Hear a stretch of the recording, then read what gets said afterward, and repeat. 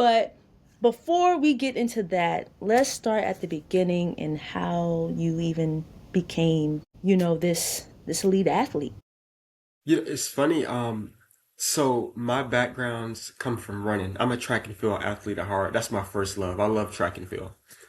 And I used to run the 400-meter hurdles. Ran 400 hurdles. Well, actually, so down here, in high school, we run the 300-meter hurdles. That's the long hurdles for us.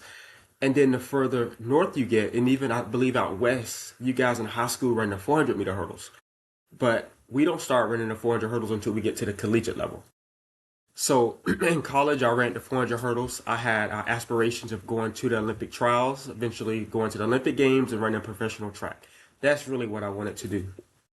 And back in 2012, I think they still have the same standard, but they used to have an A standard and a B standard.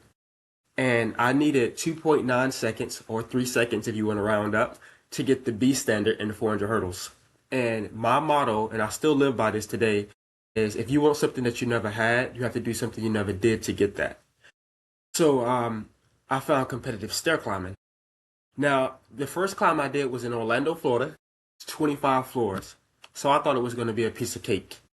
And I was training in a six-floor parking garage. And just to put into perspective, I was clearing those six floors between 18 and 19 seconds.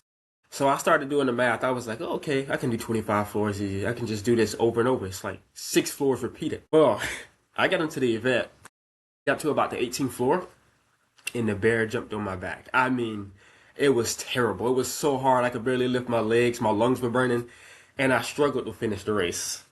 And I'm a person that likes to be challenged. Because I was that challenged and that exhausted, I wanted to do another race. Now, I finished that race second place in the time of 3 minutes and 5 seconds. And we'll come back to the Orlando climb in a minute. 1 month later, I did my second climb in Fort Lauderdale, which was 30 floors, 512 steps. I ended up winning that race and setting a new course record. And I finished that race in 2 minutes and 51 seconds. So I was like, okay, this is kind of cool. I wonder if it's more races. So the next year I did my research and I just did stair climbing from there on out. I was kind of hooked from there. Fast forward to today, going back to that Orlando climb, my personal best is 2 minutes and 12 seconds. So I've worked that hard to get all those seconds off. And that's kind of how I got started in the sport. Today, I travel the world and compete in competitive stair climbing. A lot of the climbs here in the United States are charity based. Okay. But when you get outside of the United States and Europe and Asia, those races are specifically for competition, which means you can actually win prize money. Sometimes you get an appearance fee for coming. So it's strictly competitive. But I enjoy doing it. It's a win-win for me. The ones that's here in the United States that I say are charity based, I look at it as I get to go push my limits at these events.